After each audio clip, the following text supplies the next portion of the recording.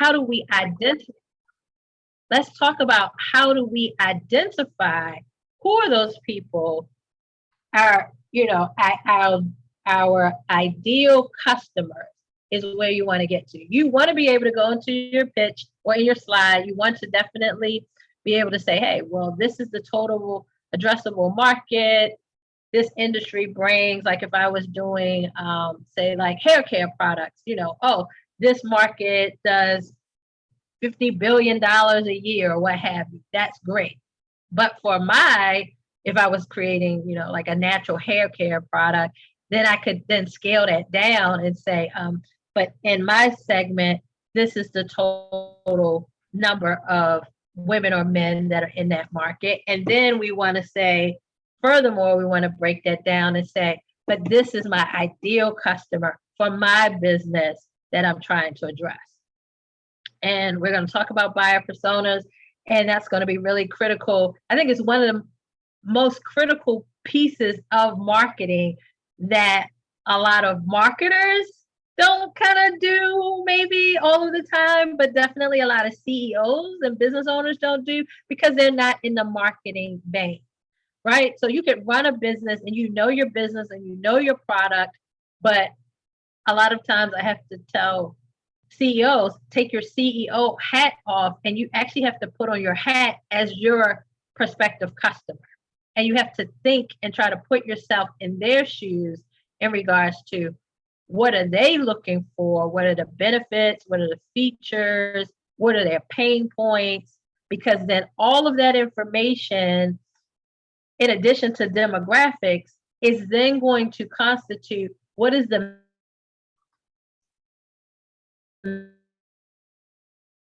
messaging of women on the line or here in the class, that you may have an established market or established customer base. And that's great. And you have that. So then the next question is that how do we grow that with people who don't know you? Because the intention to be in business is to make a profit.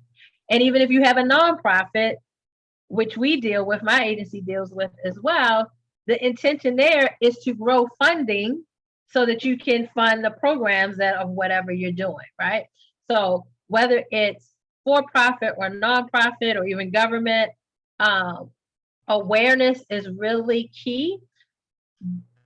But when we talk about awareness or building brand exposure, brand, identity, the fact is that first of all, you have to know who are you marketing to, right? Who is actually your customer? So let's talk about, having the buyer. Here, the slide talks about the buyer at the center of your strategy. So in your pitch, you're going to be having a section that's going to talk about marketing and how you plan to actually go to market. We talked about TAM. You should know your total addressable market.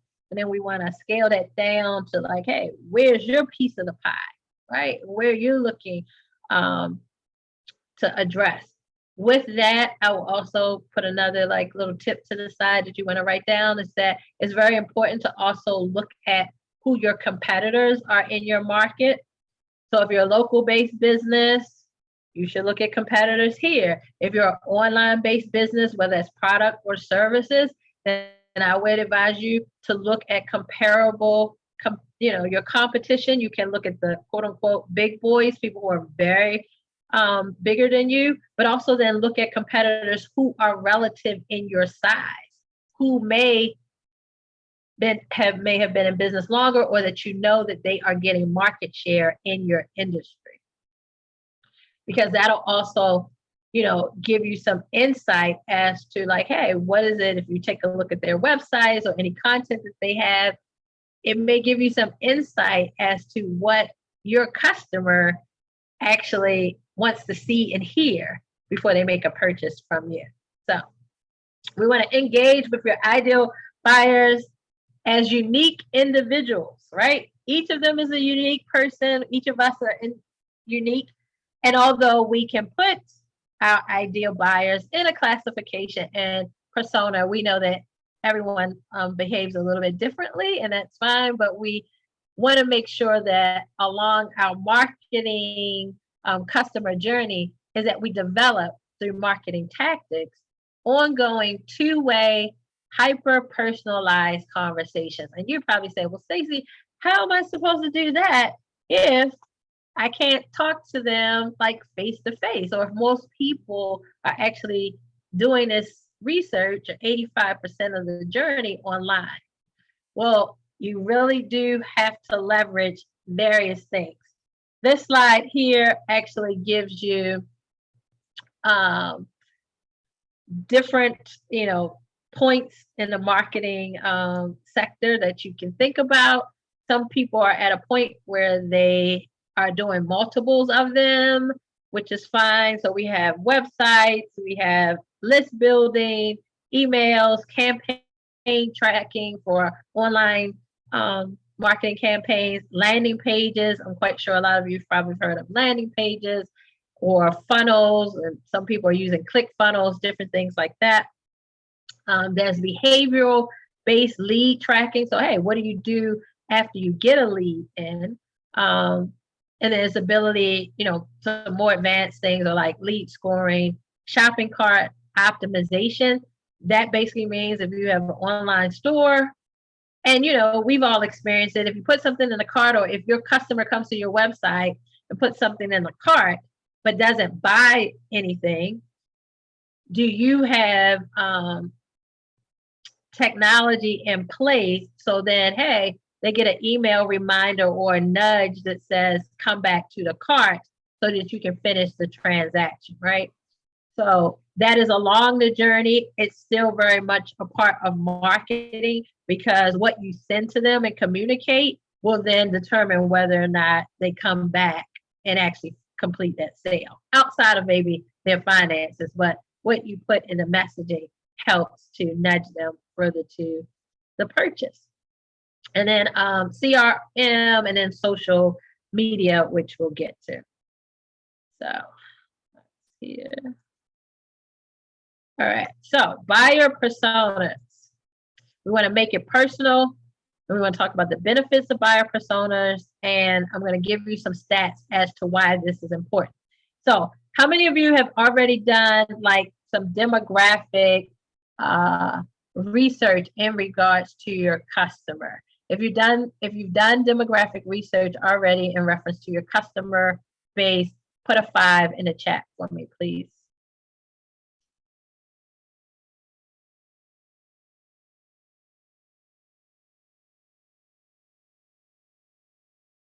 All right, some people. Is there anybody who has not done any demographic? If you have not done any demographic marketing research, put a 9 in the chat for me. Because what I'm going to say is going to relate to both sides, but I just want to know who hasn't done any demographic. All right. Very little. Okay, thank you so much, Shelly. That helps me. All right, Annie, I see you. Okay, great. All right. So with that, so there's a plus and a benefit from both sides. If you've already done some demographic, you know where they live, what zip code, what ages, all that stuff is great. And if you haven't started that, you'll still need to do that. But you want to know about buyer personas, because this is about really getting niche with who you are trying to address, who your target market is. And it's very important that in your pitch competition, that you're going to be able to convey that you know who you are actually going to go and market to. It is very critical. Like I can say, if you said to Stacy, hey, who's Aiden Marketing's customer? Because we're a marketing agency, I can tell you clearly, because we know our sweet spot. Our ideal customers are growing businesses that average $2 to $10 million per year that have a marketing department of 1 or 2 people. So you see how specific that was? I know exactly our ideal customer is a growing company that's grossing $2 to $10 million annually. Doesn't mean that we don't take them at 1 million, but $2 to $10 million annually. And they have a small marketing department. So they may have a marketing director. They may have one or two people. And in that case, they're a good fit for us because having a very small marketing department means that that person is probably overwhelmed with a whole lot of other things. So the company is willing to then outsource their marketing to Aiden Marketing. And I'm giving you that demonstration just so that you'll know in regards to specifying, like really knowing clearly who your target audience is, your buyer persona, and what their pain points are. And so we also know that for our buyer personas as well, what their pain points are, as well as what are the benefits that we offer. So let's go here. All right. So what is a buyer persona, right? So there's something, and you should probably take note of that. I'm going to give you two. So there's a Buyer Persona Institute. You can go to their website. They have great information in regards to that. Another resource, and Chloe, if you can put it in the chat. So Buyer Persona Institute, and another resource that I would recommend is something that's called the Content Marketing Institute. But according to the Buyer Persona Institute, a buyer persona is an archetype, a composite picture of real people who buy or might buy products like the ones your business sells. So it's not concerned about the demographic, where they live, how many people they have in their family, right? It depends on what product that you, I guess, what you're selling. But it's really about like, hey, who are they? And more importantly, what do they feel? What don't they like? What are the drivers? What are their pain points? Those type of things. So not sure, I know this is blue, not sure if you could actually see it. So I'm going to talk about it a little bit. Buyer persona profile, right? So things, depending on what your business is, you know, so you may have their title, like what type of job, depending on your product or service, what type of job does your ideal customer have? You know, do they work? Do they earn a certain amount of money every year? Who do they possibly work with? What are some of their responsibilities? Hey, if it's a mom or a dad, depending again on the product. Teresa talked about trophies. Hey, well, if it's a coach, you know, or school system, what are they looking for? What are they? Who's the decision makers, right? In regards to this whole purchasing part, who's really the buyer persona? And that's another thing I guess I will point out too, especially if you have a service-based business, you really need to think about who's the decision maker. Because sometimes, especially if you're dealing with other businesses and not so much consumers, there may be people who are gatekeepers and influencers that you have to interact before you can interact with, before you actually get to the person who's the decision maker. And so that's very important to keep in mind as well. But for your buyer persona, you want to talk about, you want to identify what are maybe some of their pressures, right? What are some of their concerns? Even if you have a product that maybe somebody can get for themselves and or as a gift, what are their concerns? What are their pain points? What is the problem that they are looking to resolve? And how does your product or service offer the optimal solution? What is the real need?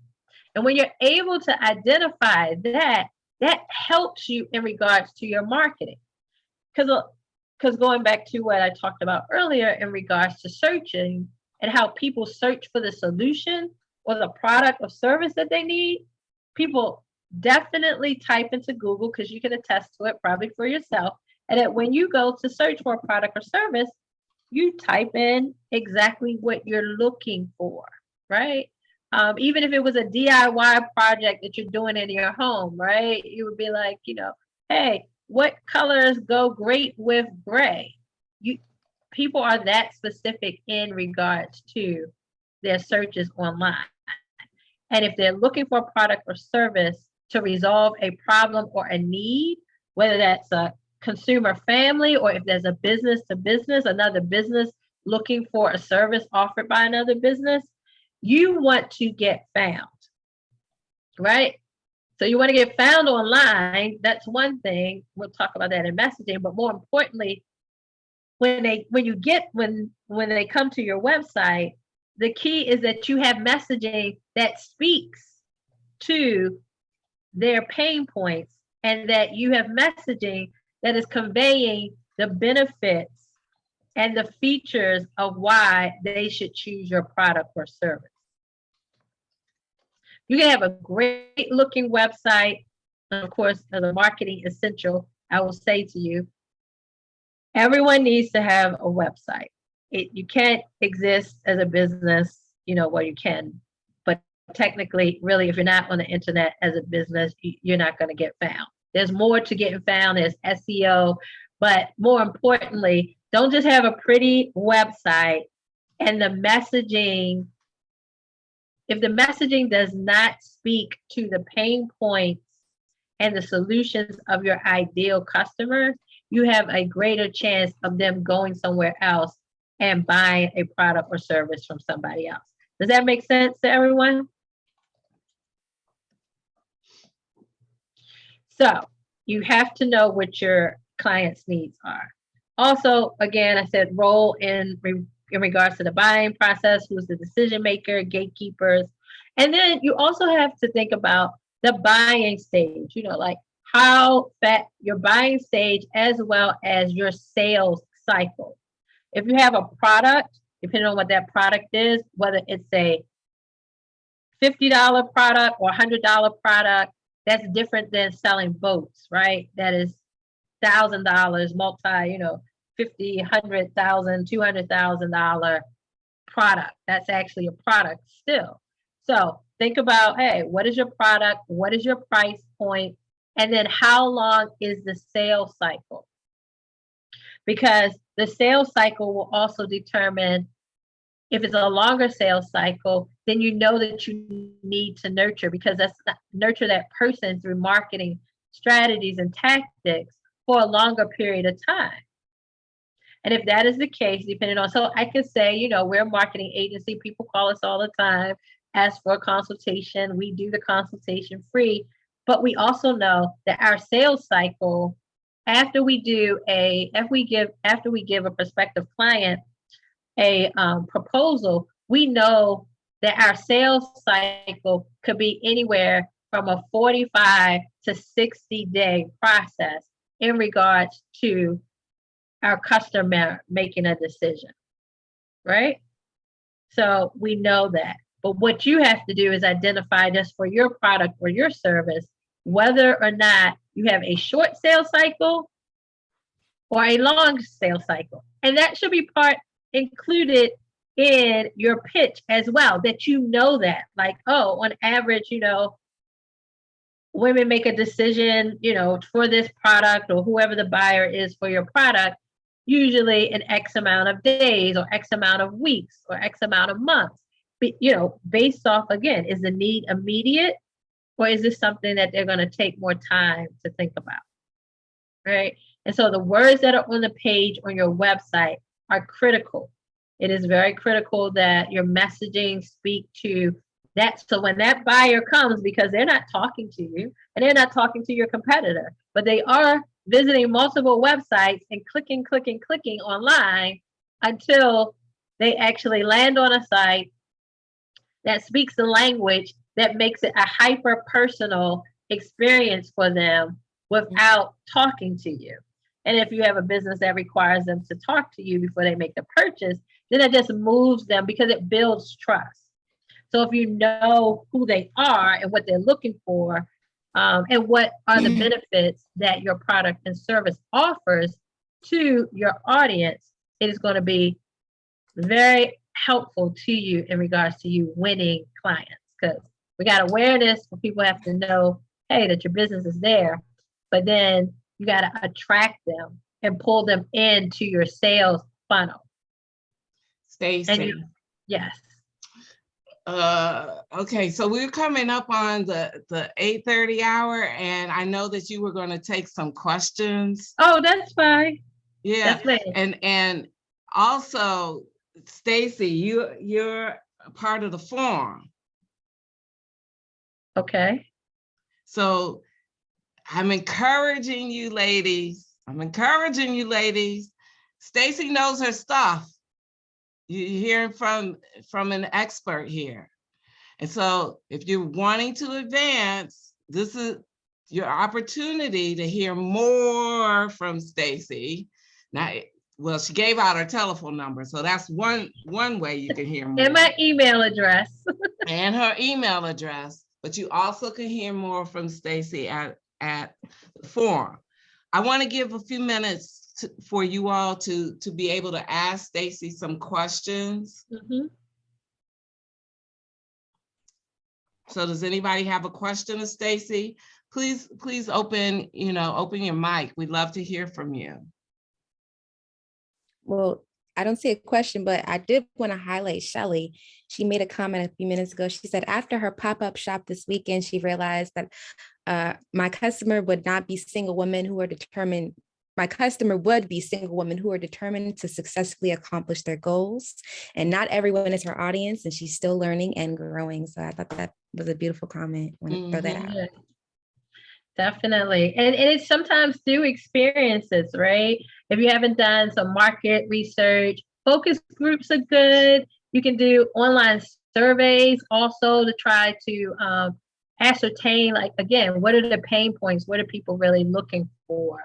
But sometimes it definitely comes through, one-on-one contacts or phone calls with your prospective customers or people who actually buy from you. Then you can really say, hey, this is who my ideal customer is. I thought it was this person or these people, but no, it's really not.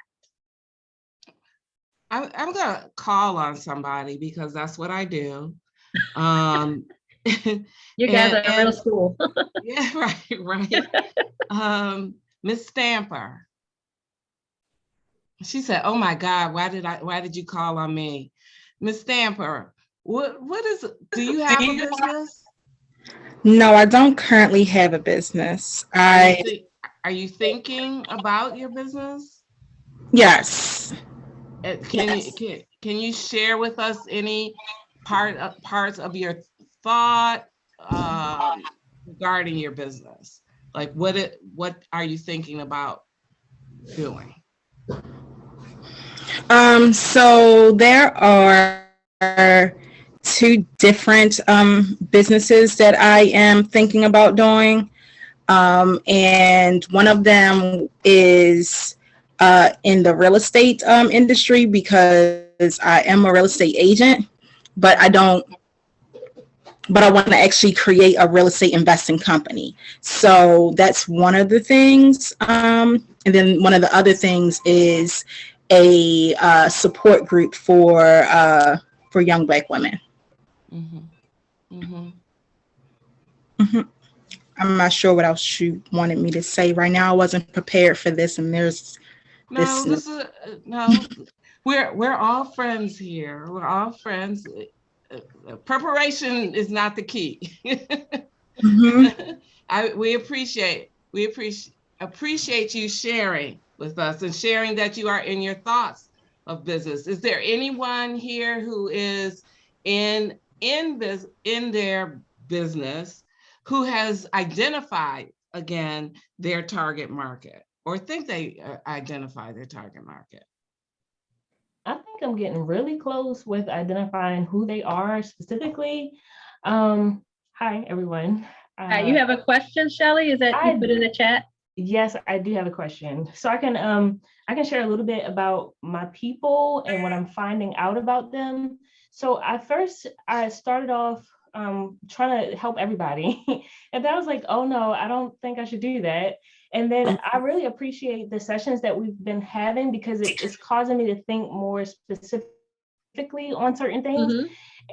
And over the weekend, I pretty much got clear on who my target audience is. So I am Shelly Eldridge, the confidence coach, and I help now single women to successfully accomplish their goals by using my 8-step framework. So I have a website theconfidencecoach.org. And what I've been doing is I created a framework, but I tested it out, just like what you were saying, Stacy, with the focus group. So I tested it out to see if it actually worked. Like, could I get a woman to really change her mindset, to regain her confidence, to gain motivation, to gain momentum, to overcome that fear of like, am I good enough? Am I not good enough? All those different challenges that they face. Can I actually help her to get from being unsure to being confident to take action in a clear way, like get a plan and be able to take those action steps? Am I able to do that? And I was able to do that. And I was like, oh crap, I have something, but now it's like, how do I get it out there? How do I talk about it? How do I, like, who is this person that I'm speaking to that would understand that this message would resonate with? And so, my question was really about how long is the sales cycle? Like, you threw that out there, and then I was like, I don't even know how to start with that question. Like, I don't know how to start answering that question. Yeah. So do you already have existing clients? Or that I do. Okay. So then think about how long it took from the first time that you talked to them when they had an interest to how many days before they made a payment to enroll, right? Not that they were just, the interest is the start. But then how long did it take? Is that 3 months, 6 months? And whether, it's a funding issue or not, it's still the point for your business. What is your sales cycle? You want to know that, because let's just say if it's 60 days. Okay, fine, it's 60 days. Your question is, how then do I move it to possibly become shorter? Or is that just because of the nature of maybe the women who are your target market? Maybe they have busy lives. Maybe they have other challenges. This goes back to the persona, right? What are the drivers? What are the pressures? It's not that they may not want your service or feel like it could be a benefit, but there may be other things that are competing with you or your service before they make that. And in addition to that, you talked about the 8-step framework, which I think is really good that you've tested that. So I haven't been to your website, but I would probably say, hey, do you talk about that you have a method, right? Because for coaching, people want to know that, hey, you're just not, okay. There's thousands of people who want to be coaches today. Personal coaches, lifestyle coaches, business coaches, gym coaches, whatever, right? But when they come to your website, let them know what's different about you. What do you offer? And that you do have a method and a plan versus someone just saying, I'm a life coach. And then I'm going to add on to that, just in case if you haven't thought about it, I would also, if this is something that you decide that you really want to do for coaching, then I would definitely recommend that you look into getting certified as a coach, because that brings a difference. You are certified, great, because that brings, are you certified through the ICF?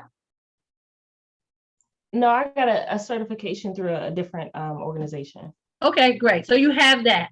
So here's a goal I'm probably throwing in your lap, is an ICF, right? Because it's a nationally recognized, if this is what you want to do, that would be for anybody else that is whatever industry that you're in.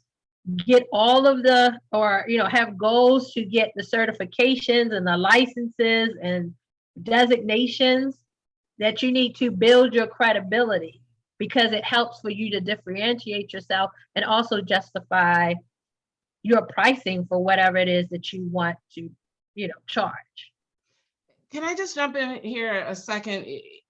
For certain service industries, and particularly in the nonprofit areas, sometimes it's a matter of building the trust and the cycle for a sale, if you will, or for moving a service is going to be longer.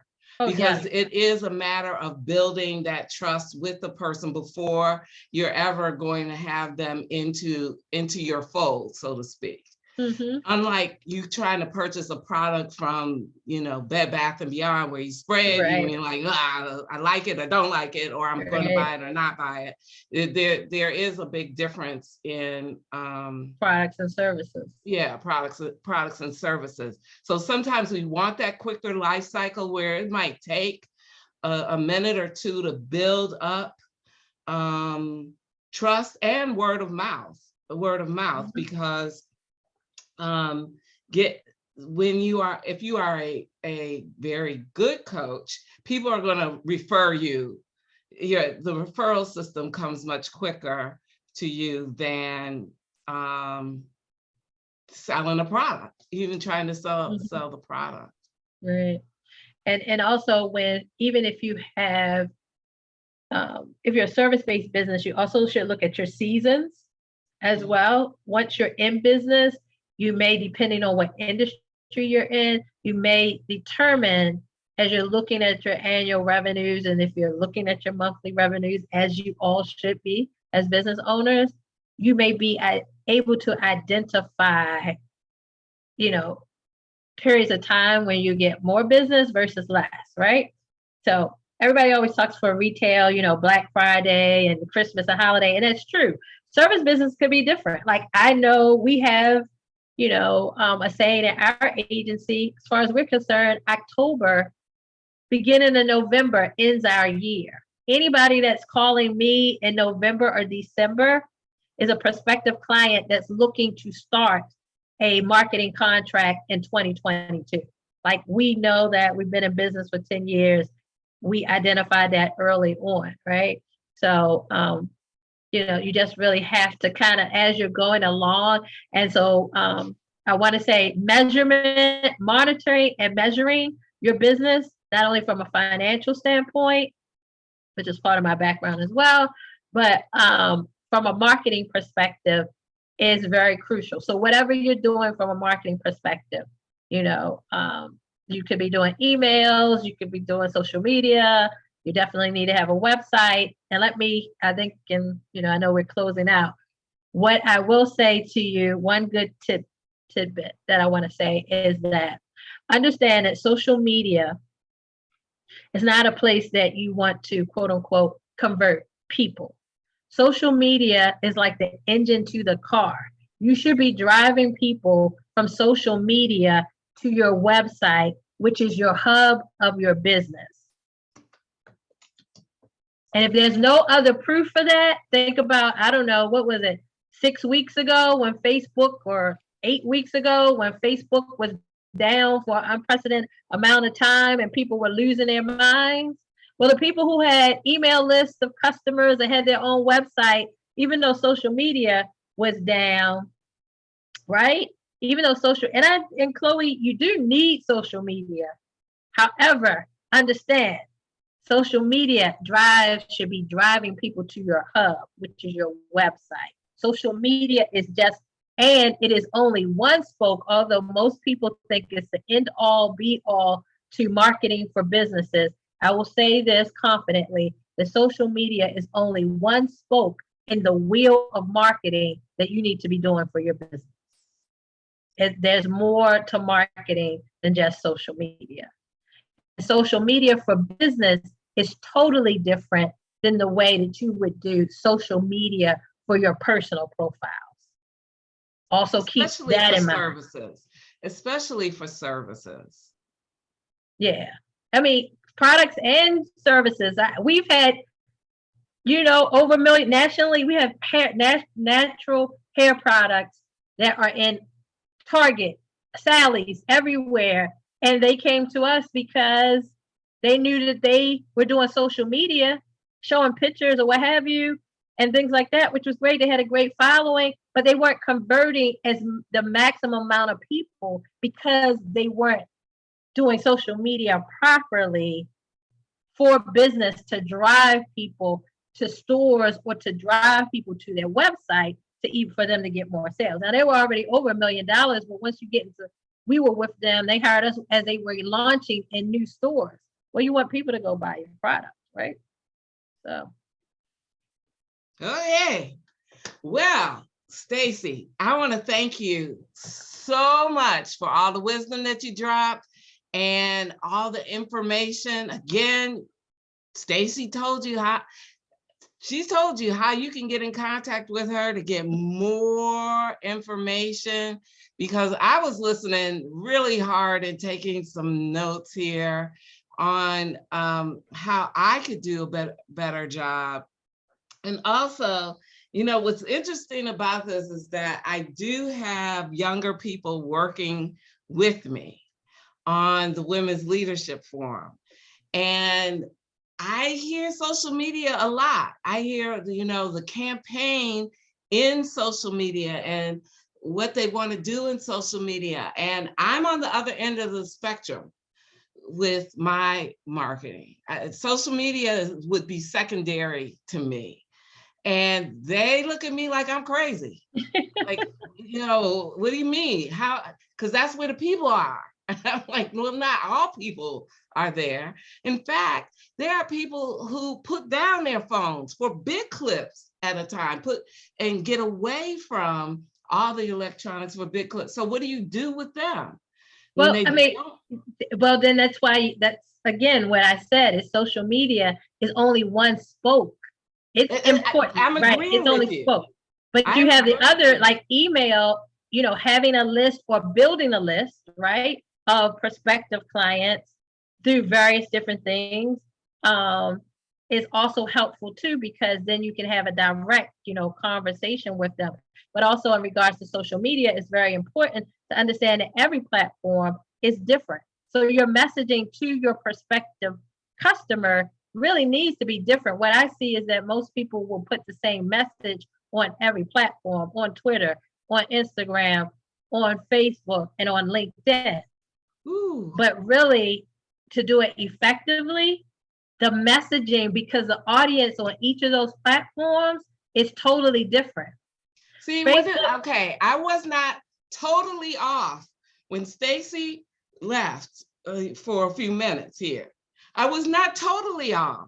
Those platforms are, each one of them speak to a different group, and they are actually segmented even when you're on that platform. So one, you need to know who you're trying to market for. Exactly. Not every platform will be friendly to you. You don't have to use every platform. So it sounds like I gave you I gave you confirmation and I wasn't even on the line. Amen, sister. Amen.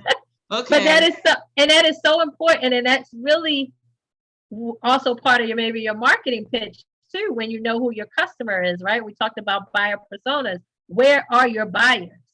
Depending on your product and your service, right? So we know Facebook is the biggest, quote unquote, social marketing platform, but it doesn't mean, like, we have a social media page on Facebook for the cost investments for our services. We know that Facebook is not going to drive our prospective ideal client to us, right? We know that. We have a presence, but we understand that we have to have a presence because Facebook is also a driver in Google. All your social media platforms are signals. Your website and all of your social media URLs are signals in Google. And if people are going there, you can rank higher. That's a whole nother thing. But Twitter is different. Twitter is fast-paced. Twitter is conversational. You know, questions are great on Twitter. You can have the same image across all the different platforms, but your status update should really be catered to how that platform behaves and who is your audience. And you don't have to be active on all of the social media platforms. Find out what works best for your business and then be consistent. If you're going to be, LinkedIn is great for businesses like myself. If you have a service business, you can search, you can, make connections and do inbox. You can do a whole lot of things there that you can't do necessarily, on Facebook. So on Facebook, I can run an ad, right? Well, actually I'll say this too, and then I'm going to close. Understand if you have a Facebook business page, whether it's a business, whether it's a nonprofit, community, whatever status you are, but if it is a business page, you should be very aware that organically your reach, when you post on your business page is going to be dramatically less than what you think it should be. And that is because Facebook has built and altered its algorithm over time, over years, specifically to do that. So, case in point example, you can have 8,000 people who are following your Facebook business page. When you make a post on that business page, you may think, oh, all 8,000 of my followers of this page should see my post. The reality is, no. Zuckerberg and them have cut that reach like 4 or 5 years ago because they have made it where they want it to be a pay to play type of scenario, especially for businesses. So your reach on a business page may only get to 10% of your audience, if that. Okay, so look, remember what your mother told you, which is there's nothing free out there. If there's nothing free. Zuckerberg and everybody else, there is nothing out there that's given to you for free. They want their money also. So I want to thank Stacy for everything that she's given us today. This sounds like we need to invite Stacy back at some point in time to give us a part 2, 3, 4, 5, 6, 7. But I appreciate you for lending what you have lent to us today, and I hope that you will come back because this was very valuable. I also want to thank you all for hanging in there. I know we went over by a lot tonight. Yeah, thank you for bearing with us. But I also want to tell you, I also want to end on this note as I end on the same note every time. I'm telling you, and if you didn't get your newsletter, you should check out your newsletter on the Women's Leadership Forum.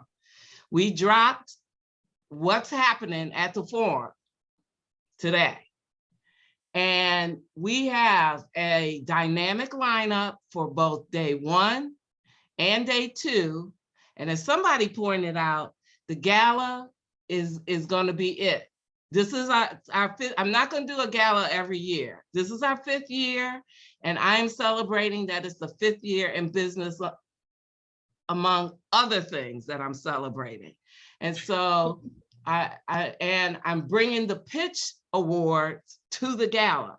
So I'm looking forward to seeing each one of you there, because I know that you're gonna bring your A game and your excitement and your little party dress, because we're gonna be in person and virtual, but it would be nice to see you all there. So we hope that you will find your way to a ticket and let me know at some point in time that you're going to be there, because I know I will. All right. So you all have a great evening. We will be back on. I didn't even look up who's next in the lineup. Chloe, do you know? Do you happen to know? I know she jumped off for a second. Well, I'm sorry, guys, it's not on the top of my head, but it will be in the LinkedIn group. So you want to okay. So that's what we'll use it for. We'll let you know. We're not on our A game tonight, but we did have an A plus presenter. And we're going to do the same and bring the same to you next Wednesday at 7. So I hope to see you and hang in there with us so that you can get all that you need for the pitch. All right. Good luck, ladies. Thank good luck. you. Bye-bye. Bye-bye. Have a good evening. Good night. Good night. Thank you.